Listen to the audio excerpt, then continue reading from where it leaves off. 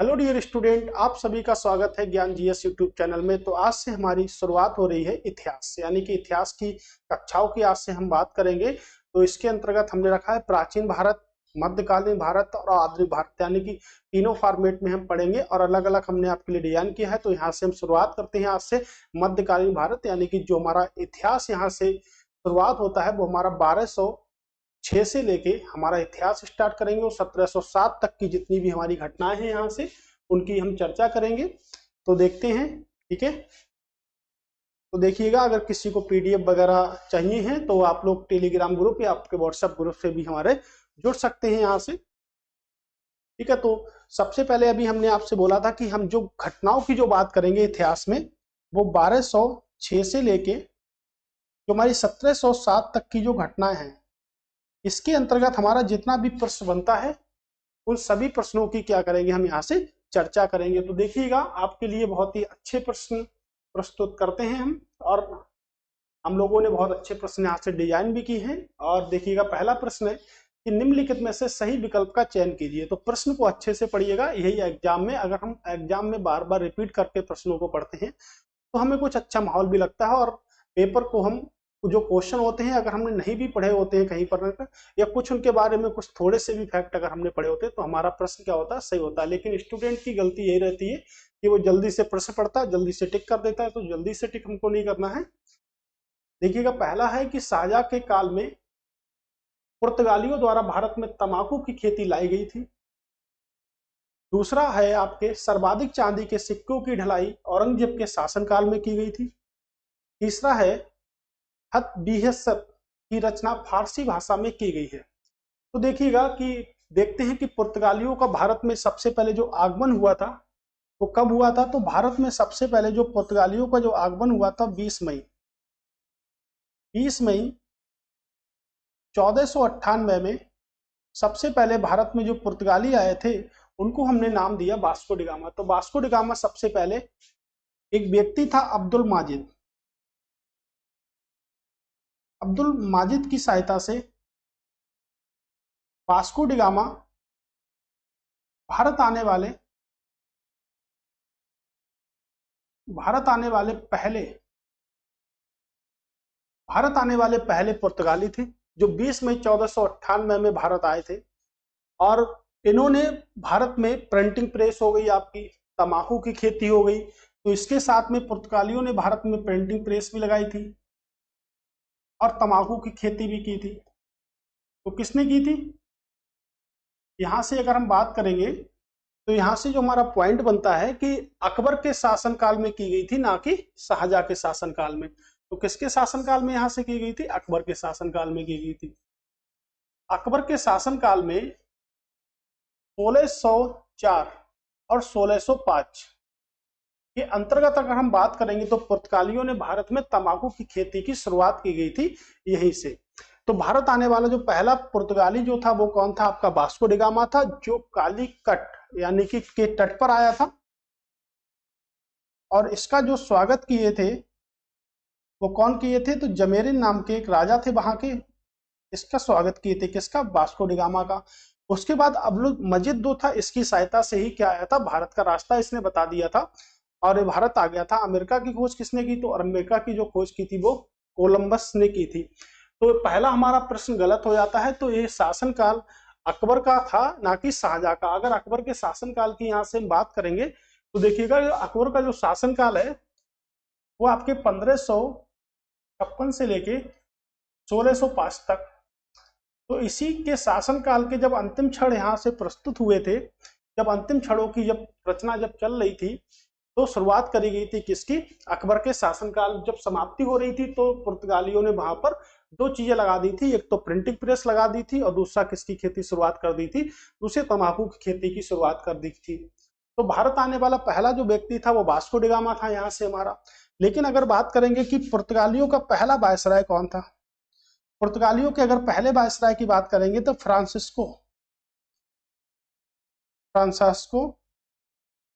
De Almeida. Almeida क्या था, पुर्तगालियों का प्रथम वायसराय था। और अगर बात करेंगे कि पुर्तगालियों का जो वास्तविक वायसराय था उसको क्या कहते थे? तो फ्रांसिस्को दी अल्बुकर्क। तो फ्रांसिस्को दी जो अल्बुकर्क था ये पुर्तगालियों का वास्तविक वायसराय था। इसने यहां से क्या करा, भारत में इसने 1510 में गोवा पर अधिकार कर लिया।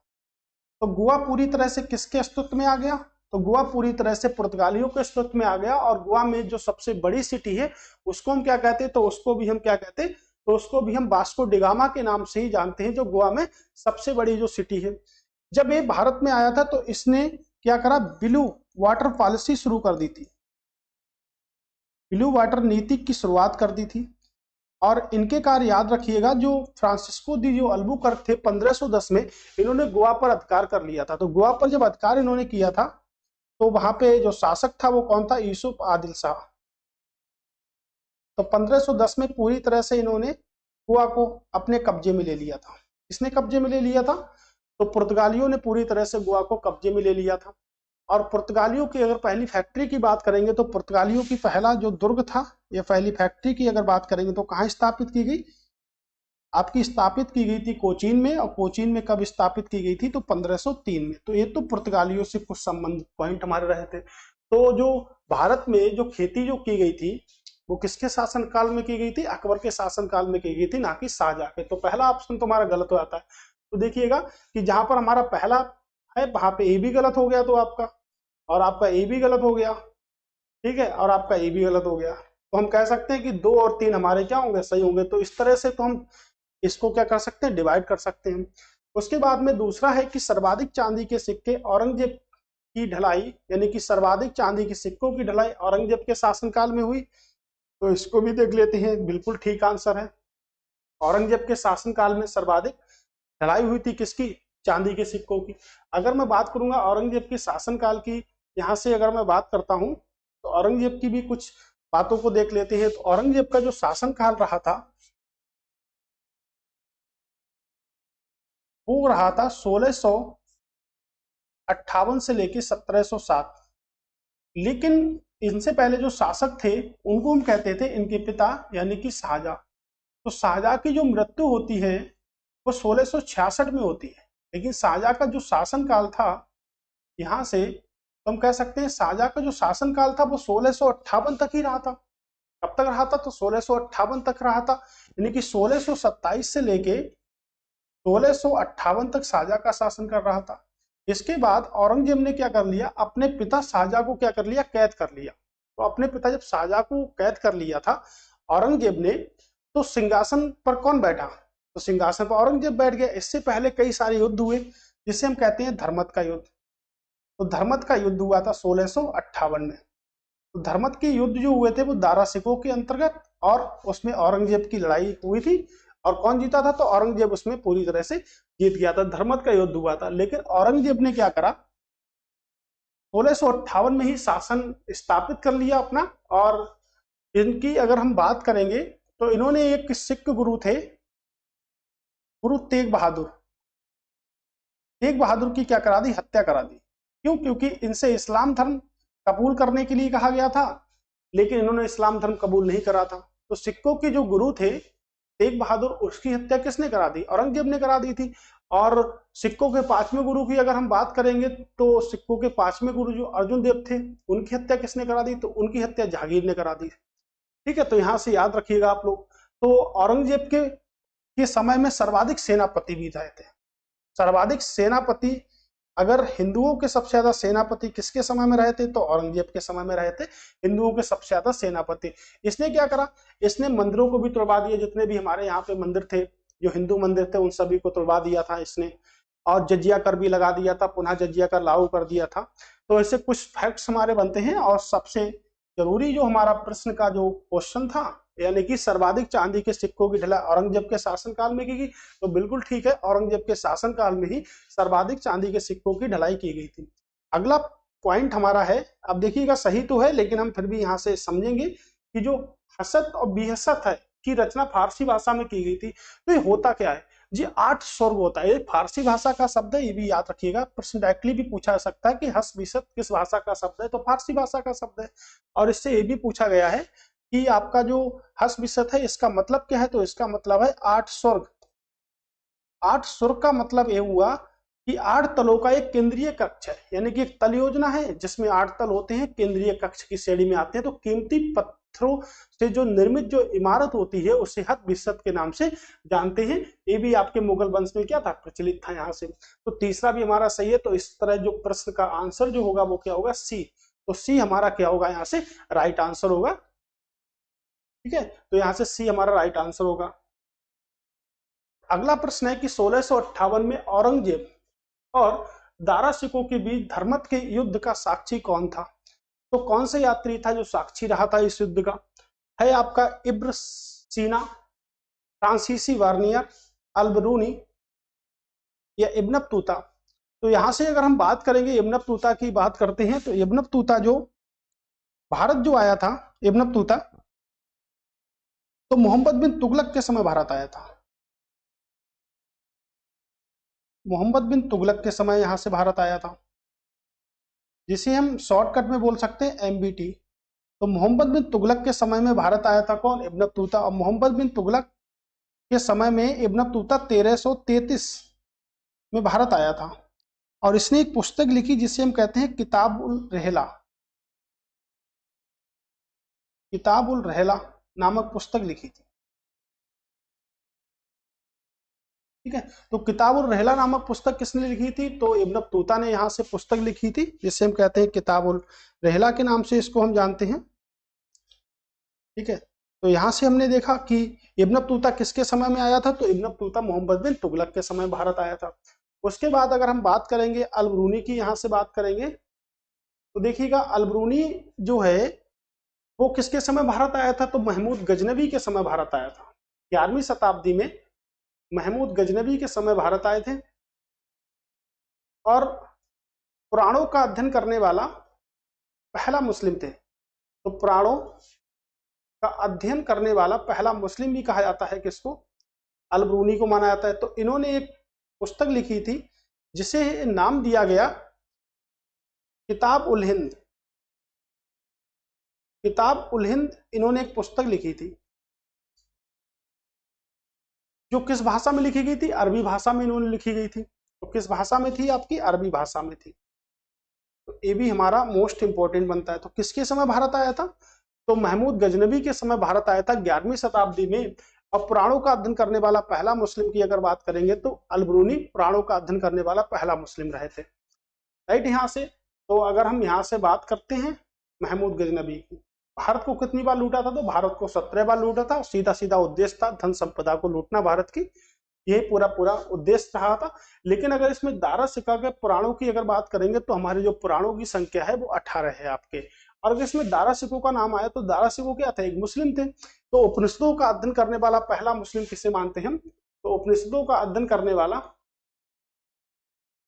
ठीक है, उपनिषदों का अध्ययन करने वाला पहला मुस्लिम कौन है आपके, दारा सिको। तो उपनिषदों की संख्या कितनी, 108। तो दारा सिको को लघु अकबर के नाम से जाना जाता था। दारा सिको किससे जाना जाता था, तो लघु अकबर के नाम से दारा सिको को जाना जाता था। और उपनिषदों का अध्ययन तो हमें डिसाइड हो चुका है, यानी कि पुराणों का अध्ययन करने वाला पहला मुस्लिम कौन है, अलबरूनी है। और उपनिषदों का अध्ययन करने वाला पहला मुस्लिम कौन है, तो उपनिषदों का अध्ययन करने वाला जो पहला मुस्लिम है वो कौन है आपके, दारा सिको है। प्रश्न हमारा है कि जब धर्मत का जब युद्ध हुआ था तो उसका साक्षी कौन था, तो साक्षी कौन था आपका, ठीक है, फ्रांसीसी वर्नियर क्या था, साक्षी था ये आपका। राइट, तो यहां से 1658 में हुआ था धर्मत का युद्ध, ये भी आप याद रखिएगा। अगला प्रश्न है कि शिवाजी के शासनकाल से संबंधित निम्नलिखित घटनाओं का कालक्रम के अनुसार व्यवस्थित कीजिए। तो क्रम के अनुसार लगाना है कि सबसे पहले क्या था, सबसे बाद में क्या था। तो पुरंदर के किले पर कब अधिकार कर लिया था, सूरत की प्रथम लूट कब हुई, पुरंदर की संधि कब हुई, और जावली का अधिकार कब हुआ। तो जावली का जो अधिकार था वो किया था 1555 और 56 के अंतर्गत। पुरंदर की जो संधि हुई थी वो हुई थी 1665 में। और सूरत की प्रथम लूट की बात करेंगे तो सूरत की जो प्रथम लूट जो हुई थी वो 1664 में हुई थी। और यहां से बात करेंगे कि जो पुरंदर के किले पर जब अधिकार कर लिया गया था तो पुरंदर के किले पर जो अधिकार करा था किसने किया था? पुरंदर के किले पर अधिकार, तो पुरंदर के किले पर जो अधिकार किया था वो किसने किया था? शिवाजी ने। तो पुरंदर के किले पर जो अधिकार किया था वो किया था 1648 में। तो देखिएगा कि सबसे पहले इसमें हमारा क्या आएगा, तो सबसे पहले आपका यही आएगा पहला वाला। उसके बाद हमारा जो आएगा वो क्या आएगा? चौथा। तो पहला, चौथा, फिर हमारा दूसरा आएगा और फिर हमारा क्या आएगा? तीसरा आएगा। तो सबसे पहले ए आएगा आपका, उसके बाद में हमारा ए आएगा, फिर हमारा क्या आएगा? फिर हमारा ए वाला पॉइंट आएगा और फिर हमारा ए वाला पॉइंट आएगा। ठीक है, तो देखिएगा पहला, चौथा, ठीक है, और तीसरा, यानी कि हमारा आंसर जो सही होगा वो कौन सा सही होगा? तो आंसर हमारा ये सही होगा। सूरत की प्रथम लूट जो की थी वो 1664 में की थी, और सूरत की दूसरी जो लूट की थी, यानी कि सेकेंड टाइम जब सूरत को लूटा था और वहां से बहुत सारा धन लेके गए थे, तो 1670 में दूसरी बार सूरत को लूटा था। अगर हम राज्याभिषेक की बात करेंगे कि शिवाजी का राज्याभिषेक कब हुआ, तो शिवाजी का राज्याभिषेक जब हुआ था तो 1674 में हुआ था। अगर यहीं पर प्रश्न बन जाता कि मुगलों से पहला संघर्ष कब हुआ था, तो मुगलों से संघर्ष जो हुआ था 1657 में पहली बार हुआ था। कब हुआ था? 1657 में मुगलों से पहली बार संघर्ष हुआ था। किसका? शिवाजी का। तो प्रथम लूट जो 1664 में हुई थी और दूसरी लूट उसके 6 सालों के बाद में हुई थी 1670 में। क्या हुई थी? दूसरी लूट हमारी यहाँ से हुई थी। तो हमारा आंसर जो सही होगा, आंसर हमारा कौन सा सही होगा? आंसर हमारा थर्ड आंसर बिल्कुल क्या होगा? राइट आंसर यहाँ से होगा। शिवाजी की बात हमने यहाँ से कर ली है।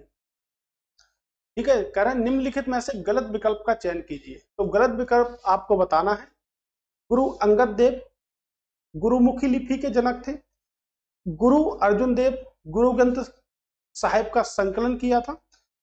गुरु हरकिशन ने अकाल तख्त की स्थापना की थी, या गुरु गोविंद सिंह खालसा पंथ की स्थापना की थी। तो ये देखिएगा मोस्ट इंपोर्टेंट प्रश्न है, यानी कि सिख धर्म से संबंधित है। तो सिख धर्म का प्रश्न तब तक आप बताइएगा, तब तक थोड़ी सी यहाँ से हम चर्चा करते हैं। तो सिख धर्म के जो प्रवर्तक हैं, ये जिन्हें हम संस्थापक के नाम से जानते हैं, उनको हम क्या कहते हैं? गुरु नानक, गुरु नानक देव। गुरु नानक देव को हम संस्थापक के नाम से जानते हैं। इनका जो जन्म हुआ था वो हुआ था 15 अप्रैल 1469 को रावी नदी के तट पर इनका जन्म हुआ था। और जन्म कहां पर हुआ था? आपके तलवंडी में। तो तलवंडी में जन्म हुआ था। किस नदी के तट पर? आपके रावी नदी के तट पर। ठीक है, तो इनकी जो देश में जो यात्रा रही थी, तो पैदल यात्रा रही थी। तो इनकी जो पैदल यात्रा जो देश में रही थी उसको किस नाम से जानते हैं? तो उसको हम उदासी के नाम से जानते हैं। तो उदासी के नाम से जानते हैं। और इन्हीं ने क्या करा था, जो भारत में जो लंगर व्यवस्था, जो गुरुद्वारों में जो आपके लंगर व्यवस्था चलती है ना, कि फ्री में जाओ, कोई हमें कुछ देना नहीं है, हम चाहे तो अपनी मर्जी के अनुसार क्या कर सकते हैं? दान कर सकते हैं। वहां पर तो सभी के लिए खाना उपलब्ध कराया था। तो लंगर व्यवस्था की जो शुरुआत की थी वो किसने की थी? वो गुरु नानक देव ने ही लंगर व्यवस्था की शुरुआत की थी। तो इन्हें हम प्रवर्तक कहते हैं। किसका?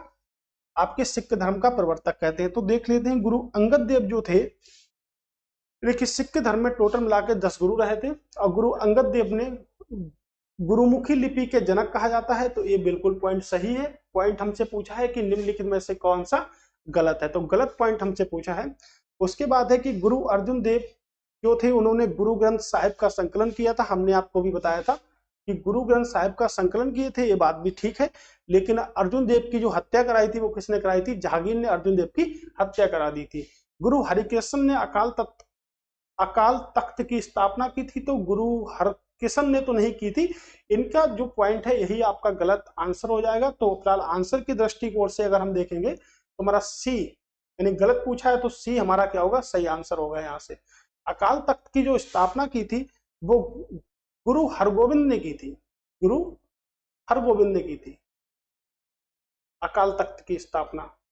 तो जो आपके गुरु हरिकिशन जो थे, इनसे पूछा आता है प्रश्न, तो इनकी जो मृत्यु जो हुई थी वो किसके कारण हुई थी? चेचक के कारण हुई थी। तो प्रश्न बन सकता है किस सिख गुरु की जो मृत्यु हुई थी वो चेचक के कारण हुई थी? तो गुरु हरिकृष्ण की जो मृत्यु हुई थी वो चेचक के कारण हुई थी। गुरु गोविंद सिंह की अगर हम बात करेंगे तो अकाल तख्त की स्थापना की है। तो ये भी प्रश्न क्या है? सही है। लेकिन अगर गलत प्रश्न हमसे पूछा है तो आंसर हमारा ठीक होगा कौन सा? सी आंसर हमारा ठीक होगा। सिखों के 10वें गुरु कहे जाते हैं गुरु गोविंद सिंह। तो सिख धर्म आपके किस में आते हैं? तो अल्पसंख्यक में आपके सिख धर्म आते हैं। तो अल्पसंख्यक में कुल मिलाकर भारत में 6 धर्म आते हैं। सबसे बड़ा जो अल्पसंख्यक है वो आपके कौन सा? मुस्लिम धर्म सबसे बड़ा अल्पसंख्यक है। उसके बाद अगर हम अल्पसंख्यक की बात करेंगे तो आपके ईसाई हो गए, पारसी हो गए, सिख धर्म आपका हो गया, जैन धर्म हो गया, बौद्ध धर्म हो गया। पहले जैन धर्म शामिल नहीं था, लेकिन 2014 से अल्पसंख्यकों की श्रेणी में जैन धर्म को भी शामिल कर लिया गया। तो भारत में कुल मिलाकर अब 6 आपके जो हैं वो क्या हैं? आपके अल्पसंख्यक की श्रेणी में आते हैं। तो उसी में एक आपका क्या है? सिख धर्म आपके अल्पसंख्यक की श्रेणी में आता है। तो मोस्ट इंपोर्टेंट सिख धर्म हमारे पेपर के लिए बनता है और इसी प्रकार से प्रश्न भी आते हैं। तो निम्नलिखित में से सही विकल्प का चयन कीजिए। तो सही विकल्प का चयन करना है कि अकबर के शासनकाल में गोपनीय आदेश सहबुर्द से जारी किए जाते थे। चित्रकाल, अब्दुल समद को अकबर ने मुल्तान का दीवान नियुक्त किया था। तीसरा है कि सल्तनत काल में भूमि मापने के लिए महासाह शब्द का प्रयोग किया जाता था। तो अगर हम देखेंगे कि देख सकते हैं कि निम्नलिखित में सही विकल्प का चयन कीजिए। तो पहले प्रश्न चलते हैं, ऊपर की ओर देखते हैं कि अकबर के शासन काल में गोपनीय आदेश जो थे वो शाहबुर्द से जारी किए जाते थे। तो शाहबुर्द से जारी किए जाते थे, अकबर के शासन काल में नहीं। किसके शासन काल में किए जाते थे? शाहजहां के शासन काल में किए जाते थे। तो अकबर के शासन काल में नहीं किए जाते थे। तो यहां से हम अकबर को काट के क्या लिखेंगे? शाहजहां के शासन काल में। तो शाहजहां का जो शासन काल था वो 1627 से लेके 1658 तक था। तो यहीं से शाहजहां के शासन काल में स्थापित किए जाते थे। ठीक है। तो चित्रकार की अगर बात करेंगे कि चित्रकार अब्दुल समद को अकबर ने मुल्तान का दीवान नियुक्त किया था, तो बिल्कुल चित्रकार था, फारसी भाषा का चित्रकार था, यानी कि फारसी चित्रकार था आपके। और अब्दुल समद को अकबर ने मुल्तान का तो नियुक्त किया था, लेकिन अगर पूछा जाता प्रश्न कि अब्दुल समद को भारत कौन लेके आया था या अब्दुल समद किसके समय में भारत आया था, तो अब्दुल समद की अगर हम बात करेंगे तो अब्दुल समद हुमायूं के समय भारत आया था। कहां से आए थे हुमायूं के समय भारत? तो ईरान से भारत आए थे। जब जब 1540 में जब शेरशाह से जब युद्ध हुआ था तो हुमायूं कहाँ चले गए थे? पाकिस्तान तरफ चले गए थे। वहीं से शादी कर ली थी हमीदा बानो बेगम से इन्होंने। तो उनसे एक पुत्र की उत्पत्ति हुई है जिसका नाम क्या रखा उन्होंने? अकबर रखा। तो अकबर किसके बेटे थे? हुमायूं के बेटे थे। ठीक है। और एक चित्रकार जो अब्दुल समद जो था वो किसके समय में भारत आया था? तो किसके समय? हुमायूं के समय में भारत आया था। और इसको मुल्तान का जो दीवान नियुक्त किया था वो किसने किया था? अकबर ने किया था। सल्तनत काल में भूमि मापने के लिए महासा शब्द का प्रयोग किया जाता है। तो बिल्कुल ये भी राइट आंसर है हमारा, इसी शब्द का प्रयोग किया था। लेकिन इसकी शुरुआत जो सल्तनत काल में की गई थी वो किसके द्वारा की गई थी? अलाउद्दीन खिलजी के द्वारा की गई थी। शुरुआत की गई थी अलाउद्दीन खिलजी ने। तो अलाउद्दीन खिलजी की बात करेंगे तो खिलजी वंश से संबंधित है हमारे अलाउद्दीन खिलजी। और अलाउद्दीन खिलजी पूरे दक्षिण भारत पर भी कब्जा कर रखा था। तो आधे से ज्यादा दक्षिण भारत को जीत लिया था। तो देखिएगा कि दूसरा और तीसरा हमारा सही है, यानी कि सी ऑप्शन आपका क्या है? राइट आंसर है। तो इस तरह हम प्रश्नों को हल करते हैं और आपके लिए बहुत ही इंपॉर्टेंट प्रश्न यहाँ से बनते हैं हमारे। ठीक है। अगला प्रश्न देखते हैं क्या रहता हमारा कि निम्नलिखित में से गलत विकल्प का चयन कीजिए। तो आपका गलत विकल्प बताना है। याद रखिएगा, प्रश्न ध्यान से पढ़िएगा। गलत विकल्प आपको बताना है कि बाबर, जहांगीर व बहादुर शाह जफर इन तीनों का मकबरा भारत के बाहर स्थित है। औरंगजेब तथा बहादुर शाह प्रथम का मकबरा दक्षिण भारत के औरंगाबाद में स्थित है। क्या राइट आंसर होगा हमारा? पहले तो हम भारत के मकबरे की बात कर लेते हैं। जितने भी मुगल बादशाह हैं इनका मकबरा कहाँ पर है? तो मुगल बादशाह का मकबरा देखिएगा कहाँ पे है। तो सबसे पहले अगर हम पॉइंट यहाँ से लिखते हैं कि मुगल बादशाह का जो मकबरा है वो कहाँ पर है, तो सबसे पहले जो मुगल बादशाह थे उनका नाम क्या था? बाबर। तो बाबर का जो मुगल बादशाह रहे थे तो 1526 से लेके आपके 1530 तक रहे थे। और इनका जो मकबरा था वो कहाँ बनाया गया था? काबुल में। ठीक है। और अगर हम बात करेंगे तो यहाँ से अगला जो पॉइंट की बात करेंगे तो दूसरे कौन थे? हुमायूं। हुमायूं का जो शासन काल है वो 1530 से लेके 1540। और उसके बाद जो शासन बनता है वो 1555 से लेके 1556। और इनका जो मकबरा है वो कहाँ पर है? आपके दिल्ली के दीनपारानामा नगर में है। इनकी पत्नी ने बनवाया था। उसके बाद अगर हम बात करेंगे तो हमारे अकबर अकबर की बात करते हैं तो अकबर का जो शासनकाल था 1556 से लेके 1605 तक अकबर का शासनकाल रहा था। और अकबर का जो मकबरा है वो आगरा में है। आगरा में कहाँ पर? आपके सिकंदरा में है। तो उसके बाद हम बात करेंगे अकबर के बाद जहांगीर। और जहांगीर का जो मकबरा रहा है, यानी कि जहांगीर का शासनकाल आपके 1605 से लेके 1627 तक रहा है। और इस शासनकाल की अगर हम यहाँ से बात करते हैं तो यहाँ जो मकबरा रहा था यानी कि शहदारा में, यानी कि लाहौर में मकबरा था। कहाँ पर मकबरा था? लाहौर में।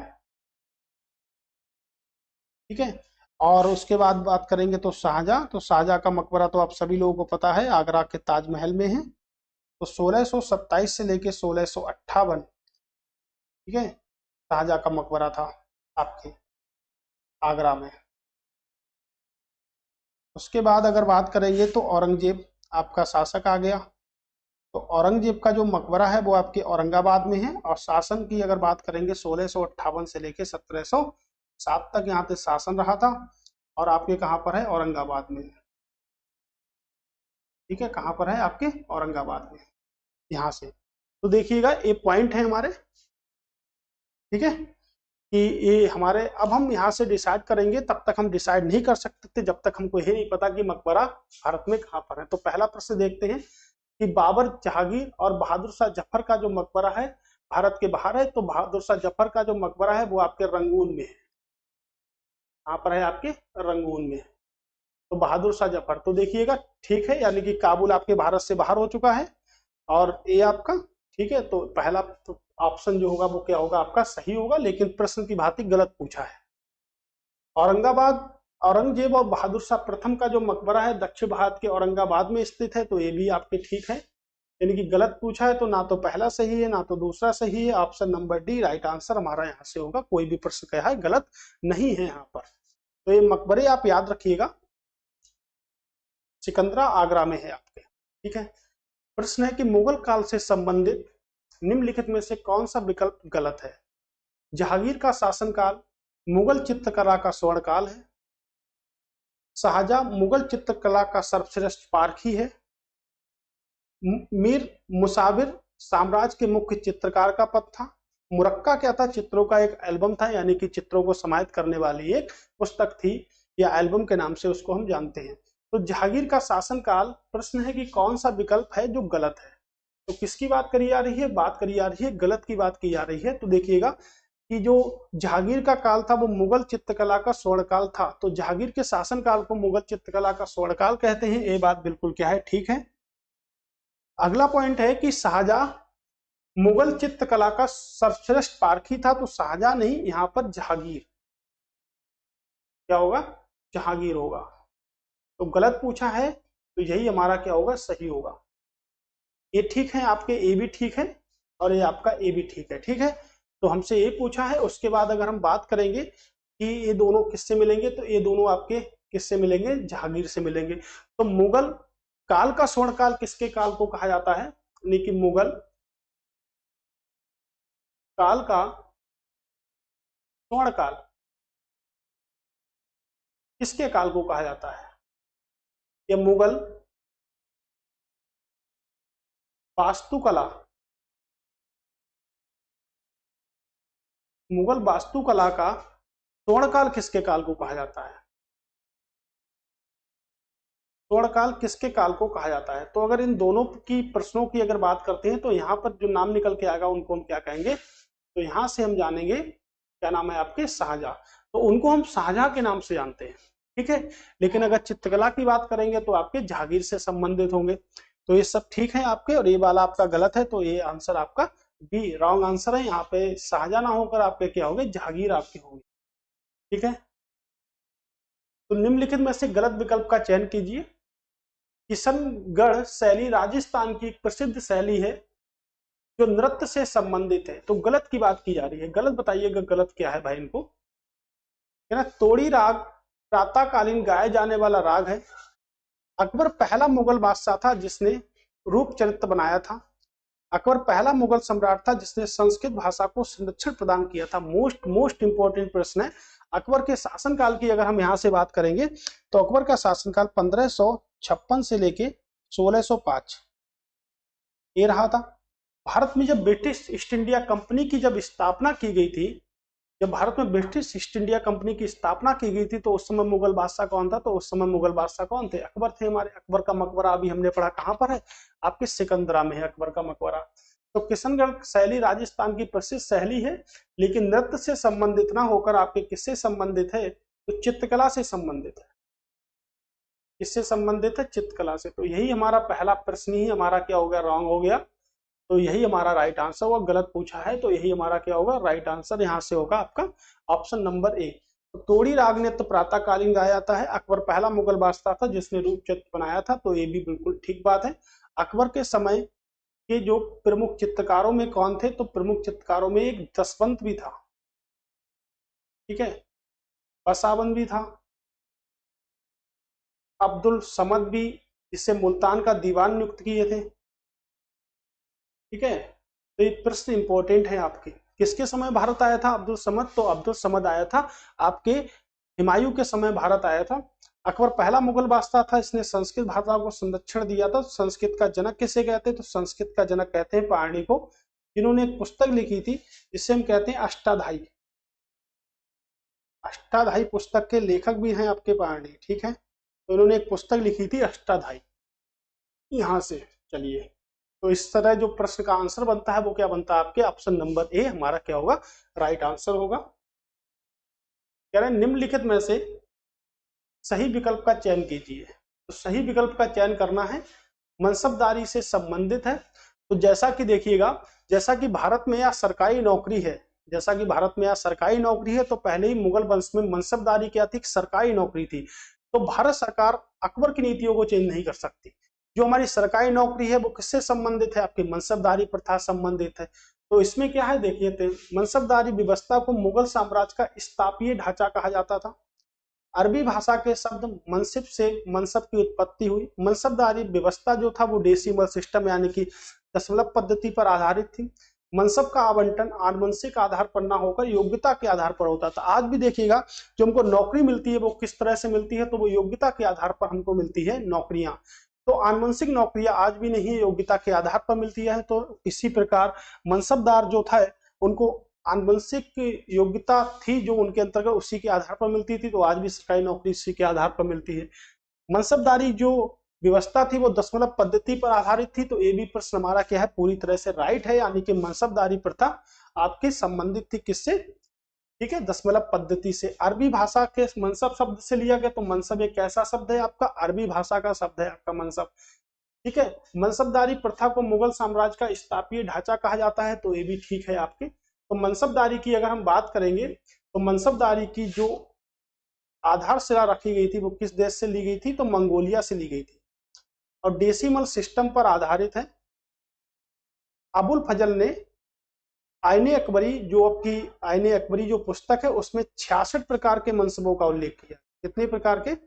66 प्रकार के मनसबों का उल्लेख किया है अबुल फजल ने आईने अकबरी में।